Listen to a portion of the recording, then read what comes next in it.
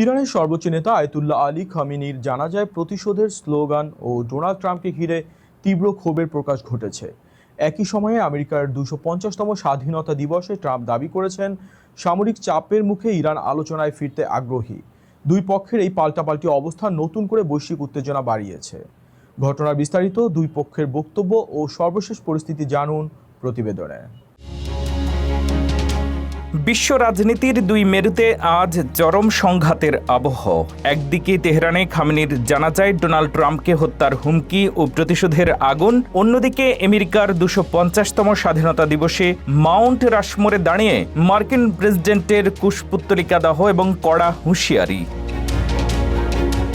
জাতীয় সঙ্গীত এবং আমেরিকার ধ্বংস চাই স্লোগানের মধ্য দিয়ে তেহরানে ইমাম খোমেনি গ্র্যান্ড মুসাল্লায় শুরু হয়েছে নিহত ইরানি সর্বোচ্চ নেতা আয়াতুল্লাহ আলী খামেনির অন্ত্যেষ্টিক্রিয়া। ইরানের পতাকার কালো পাগড়ি জড়ানো খামেনির মরদেহটি একটি কাচের বাক্সে প্রদর্শন করা হয়। তার কফিনের পাশেই রাখা ছিল মার্কিন ইসরায়েলের বিমান হামলায় নিহত তার মেয়ে জামাত এবং ১৪ মাস বয়সী নাতনির কফিনও।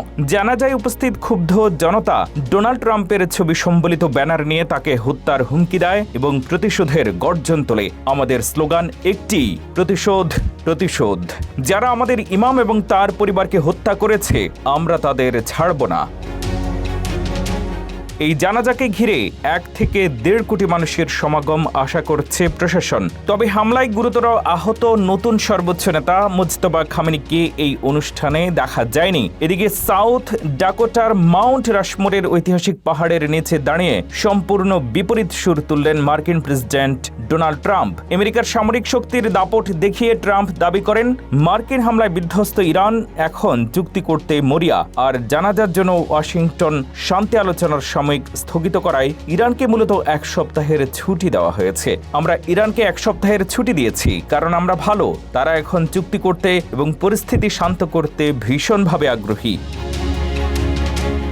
একদিকে তেহরানের মুসাল্লায় ট্রাম্পকে হত্যার হুমকি ও প্রতিশোধের হুঙ্কার, অন্যদিকে মাউন্ট রাশমোরে ট্রাম্পের আধিপত্যের আস্ফালন। আমেরিকার ২৫০ বছরের এই ঐতিহাসিক সন্ধিক্ষণে দাঁড়িয়ে দুই বৈশ্বিক শক্তির এই সংঘাত বিশ্বকে এক নতুন ও অনিশ্চিত যুদ্ধের দিকে ঠেলে দিচ্ছে।